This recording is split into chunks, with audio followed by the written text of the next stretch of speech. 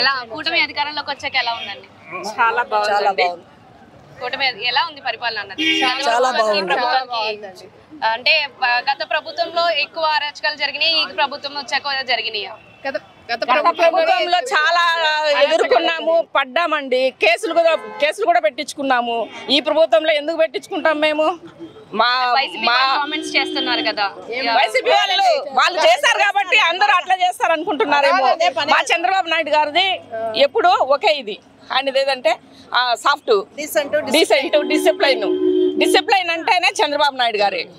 మరి అలాంటప్పుడు అరాచకాలు ఎందుకు జరుగుతాయండి? నక్కకు నాగలోక అనుకున్నంత డిఫరెన్స్ ఉంటుంది తెలుగుదేశంకి, వైఎస్ఆర్సీపీకి. గత ప్రభుత్వంలో డెవలప్మెంట్ అనేది లేదండి. ఈ ప్రభుత్వం వచ్చాక డెవలప్మెంట్ అయింది. వచ్చింది అన్నా క్యాంటీన్ పోయింది, ప్రజావేదిక కూల్చేశారు. ప్రతి ఒక్కరు 5 రూపాయలకి భోజనం ఎంత బాగా తింటున్నారు. లాస్ట్ ప్రభుత్వంలో అన్నా క్యాంటీన్ కూడా తీసేశారండి. డెవలప్మెంట్ అనేదే లేదు. ఇప్పుడు మన చంద్రబాబు నాయుడు వచ్చిన తర్వాత ప్రతి ఒక్క డెవలప్మెంట్ జరుగుతూ ఉన్నాయి. అన్ని పథకాలు అందుతున్నాయి. ఉచిత సిలిండర్లు 3 ఇచ్చారు. నెక్స్ట్ August 15కి ఫ్రీ బస్ కూడా పెడుతున్నారు. కాబట్టి చంద్రబాబు నాయుడుకి జై, జై చంద్రబాబు నాయుడుకి జై, చంద్రబాబు నాయుడుకి జై, చంద్రబాబు నాయుడుకి జై. ఈ ప్రభుత్వం కన్నా కూడా గత ప్రభుత్వంలో ఎక్కువ పథకాలు ఉన్నాయి, ఎక్కువ అభివృద్ధి జరిగింది అని లేదండి. గత ప్రభుత్వం చెప్పడం ఒక్కటే, బటన్ ఒత్తడం ఒకటే అండి. చాలా ఒకటే, అభివృద్ధి అవసరం లేదా? ఏమీ లేదు. అభివృద్ధి అనేది ఒకటే, చేసింది ఏమి లేదండి. బటన్ ఒక్కటి నొక్కుతున్నారు అంతేగాని పథకాలు కూడా కొంతమందికి అందుతున్నాయి, కొంతమందికి అందలేదండి. పంచొచ్చు, మనం కూడా అప్పులు తెచ్చి బాగా జల్సా చేయొచ్చు. అభివృద్ధి చూపించాలి. ఫస్ట్ అభివృద్ధి చేసి మళ్ళీ పథకాలు ఇవ్వాలి. ఆయన ప్రభుత్వం హయాంలో ఎక్కువ ఉద్యోగాలు కూడా ఇచ్చాము అని చెప్తున్నారు. మమ్మల్ని ఎలా అయితే లాస్ట్ పీరియడ్ అప్పుడు ఎలా అయితే ఇదంతా అమరావతి మొత్తము గ్రాఫిక్స్ అన్నారో సేమ్ ఇప్పుడు వాళ్ళు మేము ఉద్యోగాలు ఇచ్చాము అంటున్నారు. ఉద్యోగాలు ఏమి ఇవ్వలేదు, ఇవ్వకుండానే చెప్పుకుంటా ఉన్నారు. ఇచ్చారు బీటెక్ చదివిన వాళ్ళకి 5,000 ఇచ్చి వాలంటరీ ఉద్యోగాలు. అదే చంద్రబాబు నాయుడు గారు వస్తే 50,000 జీతం వస్తుంది. అమ్మ వాళ్ళు ఇచ్చిన ఉద్యోగాలు wine shops, only wine shops, అది వాళ్ళ జాబ్స్.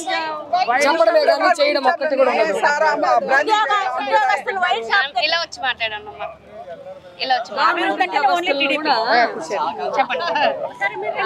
ఉద్యోగాలు అంటే ఎక్కడ ఇచ్చారు? మటన్ షాప్ లో, ఫిష్ షాప్ లో, అదే విధంగా గెజిటెడ్ ఆఫీసర్లు, టీచర్లకు కానీ ఆ బ్రాందీ షాపుల్లో బ్రాందీ అమ్మడానికి పెట్టారు. అవే ఉద్యోగాలు. జాబ్ క్యాలెండర్ ఇడుస్తామన్నారు. ఎప్పుడు ఇడిచారు? Job calendar ఇడ్చలేదు. ఇప్పుడు మా చంద్రబాబు నాయుడు గారు వచ్చిన తర్వాత డిఎస్సి 6,000 మందికి 6,000 చిల్లర మందికి ఈరోజు ఉద్యోగాలు కల్పిస్తున్నారు. అది కూడా ఈ రకమైన పరిస్థితి. అదే విధంగా ఆ రోజు ఖజానాలో నయా పైసా లేకుండా చేసేసి, ఈరోజు చిల్లిగా లేకుండా చేసేసి, ఆ రోజు అప్పులు తెచ్చి అమ్మఒడి ఇస్తున్నాము, అది ఇస్తున్నాము, ఇది ఇస్తున్నాను అని చెప్పారు. అమ్మఒడి కూడా 15,000 రూపాయలు ముందు వేశారు. దాని తర్వాత 7,000, 6,000 కూడా వేసిన దాఖలాలు ఉన్నాయి. కొంతమందికి అయితే రానే లేదు. అలాంటి పరిస్థితి ఎక్కడా చేశారు? ఇంకోటి, మా తెలుగుదేశం ప్రభుత్వంలో ఆడబిడ్డలకు పెళ్ళిళ్ళు అయితే ముస్లిం మైనార్టీ పిల్లలకి 1,00,000 రూపాయలు ఇస్తామని చెప్పారు. ఒక్కరికి పెళ్లికి ఇవ్వలేదు. అదేవిధంగా మన తెలుగుదేశం ప్రభుత్వంలో ఇస్తున్నారు. రంజాన్ తోఫా ఇస్తున్నారు. అదేవిధంగా సంక్రాంతికి ఇస్తున్నారు. అదేవిధంగా క్రిస్మస్కి ఇస్తున్నారు. అలాంటివన్నీ ఆ సంక్షేమ కార్యక్రమాలు అయితేనేమి అవన్నీ ఇవ్వలేదే. అన్నా క్యాంటీన్లో పట్టాడు అన్నము ఏదన్నా ఊరు నుండి వచ్చినప్పుడు బీదవాళ్ళు కడుపు నిండా అన్నం తినేకి 5 రూపాయల కిలో, 5 రూపాయలకే అన్నా క్యాంటీన్లో అన్నం పెడుతుంటే అది కూడా తీసుకున్నారు. అయినా మేము చెప్పాం కదా, వైఎస్ రాజశేఖర రెడ్డి పేరు పెట్టుకొని నువ్వు చేయొచ్చు కదా. బీదవాళ్లకు సహాయం చేయాలంటే జగన్మోహన్ రెడ్డి పేరు పెట్టుకొని చేయొచ్చు కదా. భారతి గారి పేరు పెట్టుకొని చేయొచ్చు కదా. ఎందుకు చేయలేదు? పేద ప్రజలపైన వాళ్ళకు అభిమానం అనేది లేదు. వాళ్ళకి కావాల్సింది ఏమి? తలలు నిమరడం, ముద్దులు పెట్టడం, ఓట్లు దండుకొని గద్దెనెక్కిన తర్వాత వాళ్ళ విశ్వనీయత చూపించారు. అదేవిధంగా గంట అనేది కూడా ఇది చేశారు. వాళ్ళకి ఎవ్వరికి ఎలాంటి చర్యలు తీసుకోలేదు. కొనునే లోకేష్ బాబు గారి గురించి మాట్లాడితే పార్టీ నుండి సస్పెండ్ చేశావు. ఆ రోజు ఏమైపోయింది? నీ ధీరత్వం. ఆ రోజు మహిళలపైన అరాచకాలు చేసిరే అరగంట ఆ గోరంట్ల మాధవ్ గంట ఊపుకుంటూ వాళ్ళపైన ఎందుకు చర్యలు తీసుకోలేదు? అదేవిధంగా ఎమ్మెల్సీ నీకు వాళ్ళ డ్రైవర్ని చంపేసి డోర్ డెలివరీ ఇచ్చానే, అప్పుడేమైపోయింది నీ ధీరత్వం, నీ వీరత్వం? ఇలాంటి పరిస్థితి. వాళ్ళకి కావాల్సింది అధికారం, గద్దెల్లో కూర్చోవడం. ఒక ఎమ్మెల్యే కానీ ఎవరికి మాట్లాడేది లేదు, ఒకరికి ఇంటర్వ్యూ ఇచ్చేది లేదు.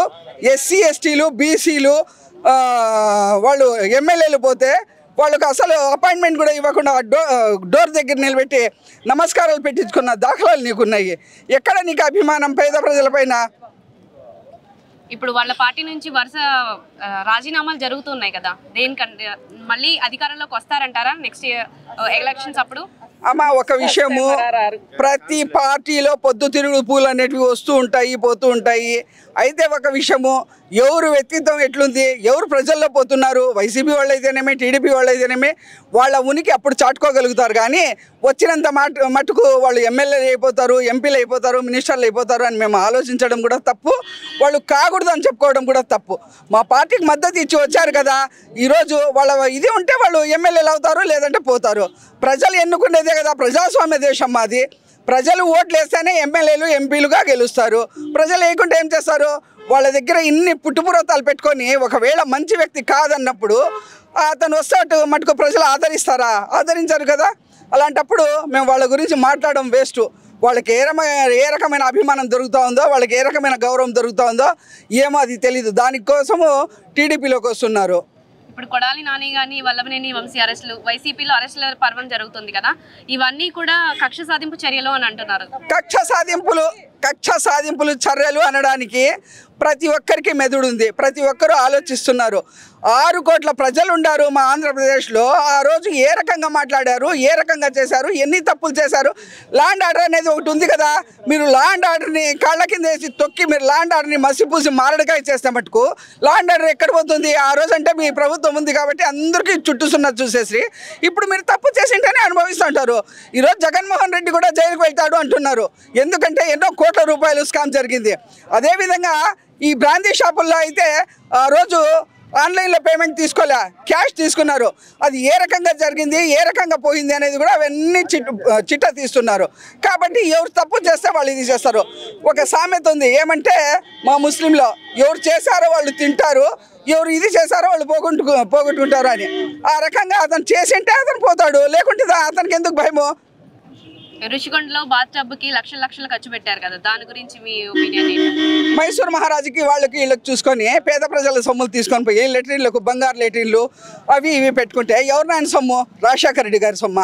నీకు ఏ ఊర్లో చూస్తే ఆ రూమ్లో, ఏ ఊర్లో చూస్తే ఆ ఊర్లో బంగ్లాలు కావాలి. ఏం చేస్తావు? పోయేటప్పుడు తీసుకొని పోతావా? నీకు అందుకే కదా 2 కూతురులే ఇచ్చినాడు దేవుడు. నీకు పక్కన ఒక కొడుకు కూడా ఇవ్వలేదు.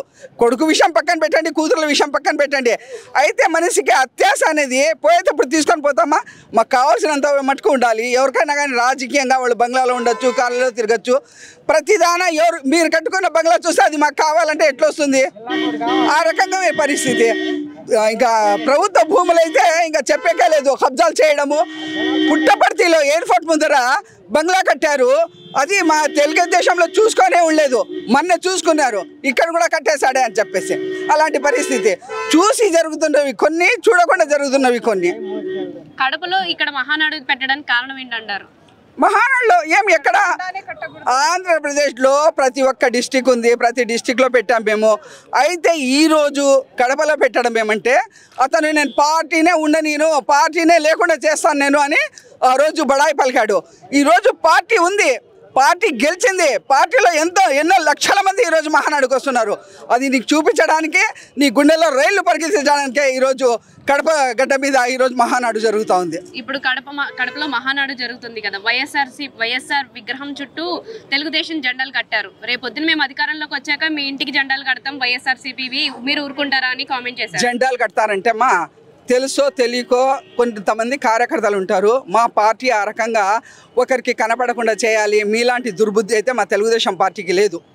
కాబట్టి అది ఏదో ఒక రకంగా పొరపాటు జరిగిండొచ్చు. అది మీకు కూడా మనసు చింతించండి. మేము కూడా ఇది చేసుకున్నాం. ఈరోజు తీసేసినారు జెండాలు. మీరు తీసేసినా సరే, మేము తీసేసినా సరే దానికి గౌరవిస్తున్నాము. ప్రతి ఇంటికి నేను జెండా కడతాను అంటే మీరు ఒప్పుకుంటే మీ ఇంటికి జెండా కట్టచ్చు. ఒప్పుకోకుండా ఎట్లా కడతారు జెండా? అంత దౌర్జన్యం జరుపుతాను అనేది మాకు ఇప్పుడే చెప్తున్నారు. మీ పార్టీ రాకముందే మీరు చెప్తా ఉండేది ఏమరా అంటే మా దౌర్జన్యం మీద ముందర ఎవరు నిలబడలేరు. ఇంకొకటి అది ఏంది, అది భూములు కూడా ఇది చేస్తానని చెప్పి ఎవరిది భూమి ఉన్నా కానీ వాళ్ళు ఇల్లు కట్టుకోవచ్చు, ఎవరైనా కబ్జా చేయొచ్చు అని. దానికే ఈ తిరుగుబంద్రపు రైతులంతా లబోదివో కట్టుకొని నీకు ఇంటికి పంపించారు 11 సీట్లు ఇచ్చి. ఆ రకమైన పరిస్థితి. ఇంటికి ఒక జెండా కడతామని మీరు అతను ఒక్కడే కాదు, అందరూ చెప్తే ఇంకా కొంచెం ప్రజల్లో ఉత్తేజం వస్తుంది. రేపటి దినం రాజకీయ పార్టీలు కూడా ఏమనేది ఆలోచిస్తారు, ప్రజలు కూడా ఆలోచిస్తారు. ఏ ప్రభుత్వం బాగుందిరా అని నిర్ణయించుకోవడానికి బాగుంటుంది. ఇలాంటి మాటలు మాట్లాడితేనే మంచిది, ప్రజలకి జ్ఞానం కలగాలంటే.